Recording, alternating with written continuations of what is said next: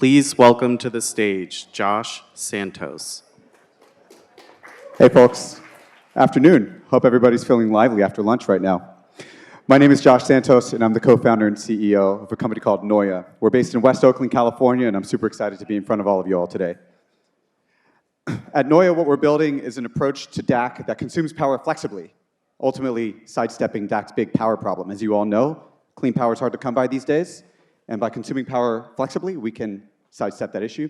We also produce a lot of water with our process as well. You may have seen at the bottom row of Grant's table, there were 2 companies that have explicit water sales as part of what they do. We are one of them. We produce 6 tons of water per ton of CO2 that we capture, and we do all of that while producing highly permanent carbon removal credits. Our approach to DAC is modular. You may have seen the module that we were building right here. That's the very first one that we've ever built. This is here at our headquarters at West Oakland as we're assembling and doing the initial validation on it.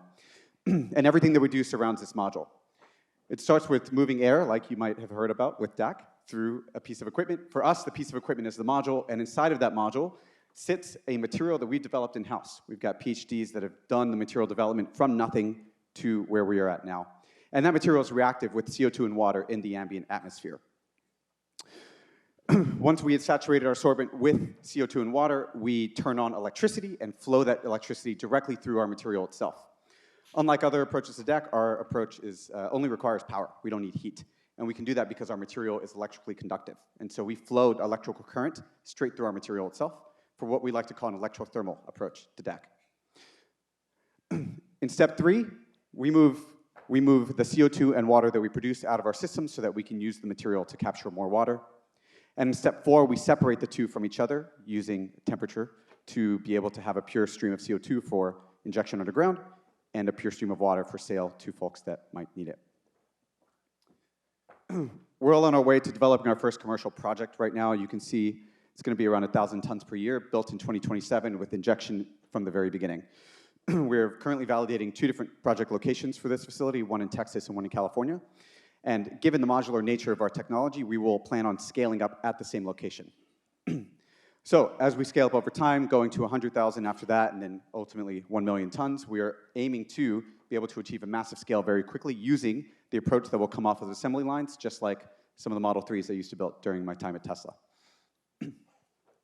We've got a lot of the partnerships that are important for us to be able to get there already. We've sold millions in carbon removal credits. We've got an MOU for water offtake with California's largest, one of California's largest agricultural companies that is worth about another $3 or $4 million per year just in water sales.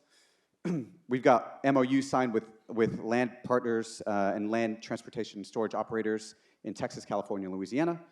And we are working with a company called AECOM, one of the largest EPCs globally, to act as our very first EPC.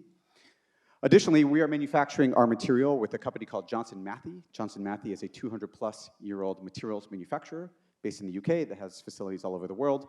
And they are doing extrusions for our carbon capture sorbent actively today. We've been receiving shipments from them since the beginning of the year to go into the demonstration facility that we are building in the Bay Area right now. So we are excited to be building a demonstration unit in the Bay Area. It's actually in a town called San Leandro. If any of you are ever in the Bay, I'd love to host you around the facility. It's about a 20-minute drive from Oakland and about a 30-minute drive from SFO. But we're building the future of DAC right in the Bay. So excited to see you all at our site tour over at San Francisco Climate Week, and excited to see some of you all outside of that as well. Thanks so much for the time, and hope to stay in touch with all of you very soon. Thanks.